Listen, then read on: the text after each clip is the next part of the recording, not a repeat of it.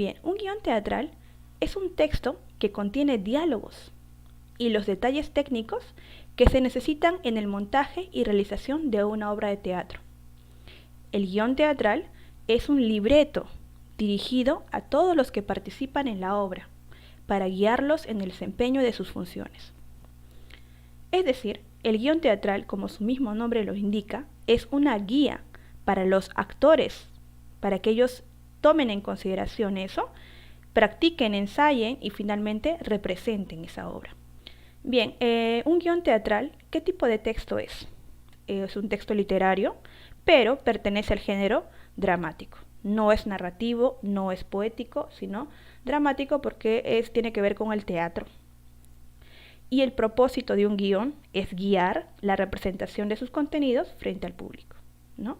Normalmente los actores ensayan con el guión en la mano para poder tomar en consideración todos los detalles que indica. Y así ensayan y finalmente la representación obviamente ya es sin la hoja, ¿no? Sin el guión. La característica principal de un guión es que está escrita en diálogos. Bien, los elementos. Un guión teatral básicamente tiene 5 elementos, ¿no? El título y el autor, los personajes de mi guión teatral, las partes de mi guión teatral, o de mi obra en este caso, las acotaciones, yo le voy a indicar más adelante, y los diálogos. Vamos a hablar un poquito más primero acerca de las partes de la obra. Las partes de la obra están relacionadas con la estructura de un guión. Y un guión teatral tiene 3 actos de manera principal. Así como cuando ustedes hacen un texto narrativo, por ejemplo un cuento, tiene un inicio, un nudo y un desenlace, ¿verdad? Entonces, igual cuando hagamos un guión, tenemos que tomar en consideración que tienen que haber 3 actos o 3 secuencias.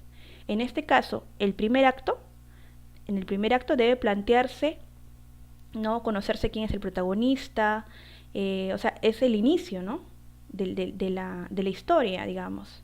El segundo acto corresponde a la confrontación, es decir, los obstáculos, el nudo de la historia, los conflictos que se le presentan al personaje. Y el tercer acto es la parte más importante porque digamos que es donde el desenlace, ¿no? Cómo se soluciona el problema dado en el segundo acto. En simples palabras, el guión tiene una estructura similar a la del narrativo. ¿Por qué? Porque tiene un inicio, un nudo y un desenlace. Pero en el guión lo vamos a llamar primer acto, segundo acto y tercer acto. Y en cada uno de ellos vamos a incluir estas fases de inicio, nudo y desenlace. Este es un ejemplo de guión teatral, ¿sí? Vamos a ver los elementos mencionados anteriormente, los vamos a ubicar en este ejemplo. Así más o menos ustedes pueden escribir su guión, ¿sí? Primero, no se olviden colocarle un título apropiado al guión teatral. Luego, colocar el nombre de ustedes, los autores de ese texto, ¿no? Porque ustedes van a crear. Siguiente, vamos a incluir los personajes. Y colocamos el nombre del personaje y le adicionamos algunas características. Por ejemplo, acá decimos el oso Juan es un hombre muy inteligente, que se fija en los detalles, ¿no? Le damos algunas características breves del personaje, solamente para que el actor sepa qué características tiene su personaje. Lo estamos guiando. Recuerden que tenemos que pensar que esto le va a servir a los actores. Así que tomando en cuenta eso, debemos dar todas las características acá para que el actor pueda hacer bien su papel, ¿no? Desempeñar bien su rol. Luego incluimos el número de acto, el acto 1 en este caso, que viene a ser el inicio, ¿verdad? También le vamos a poner aquí indicaciones de ambientación, es decir, cómo va a estar ambientado el lugar. Sí podemos usar de repente una silla, una mesa, ¿no? Y eso lo puedo indicar. ¿Dónde? ¿Dónde está desarrollándose esa escena? ¿En un bosque? ¿En un palacio? ¿En la calle? ¿No? ¿En una tienda, en este caso? Y también vamos a indicar una introducción. La introducción es cuando mencionamos cómo empieza el texto, el guión teatral, de qué manera empieza, o sea, cuando empieza a grabarse o empieza la escena, ¿qué voy a ver al inicio? En este caso, observo, Juan se encuentra acomodando los productos de su tienda cuando entra la zorra muy parlanchina, ¿no? Entonces, en ese caso, es cómo inicia la escena, cómo inicia.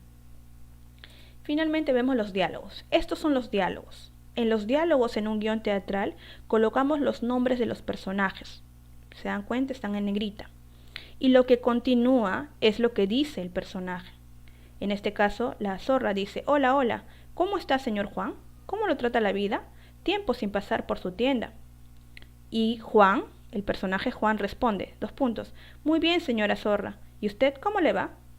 Y así continúa el diálogo, ¿verdad? Se llama diálogo por eso, porque contiene una intervención tras otra.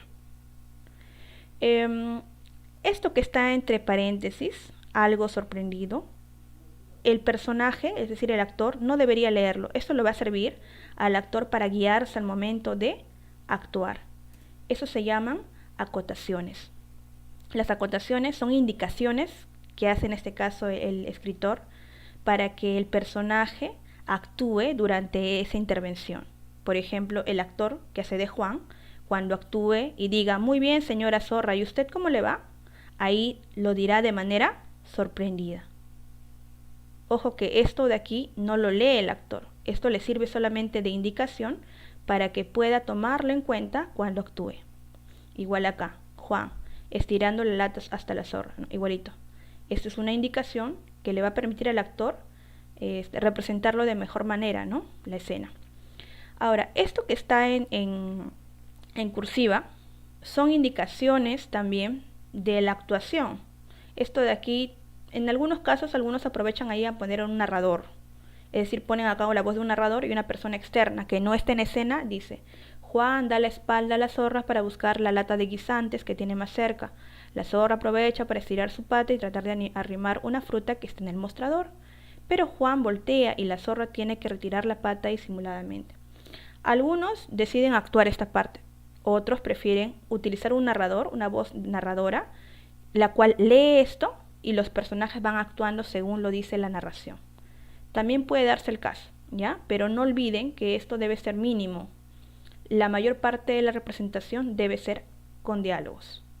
Esa es la idea, que sean con diálogos. Esto del narrador lo podemos usar para mencionar 2 días después o pasó una semana, ¿no? Y puede indicar para que podamos entender un poco el tema del tiempo y sea más rápido también, ¿no? El narrador lo podemos usar ahí. Pero lo demás debería ser solo diálogos, diálogo tras diálogo.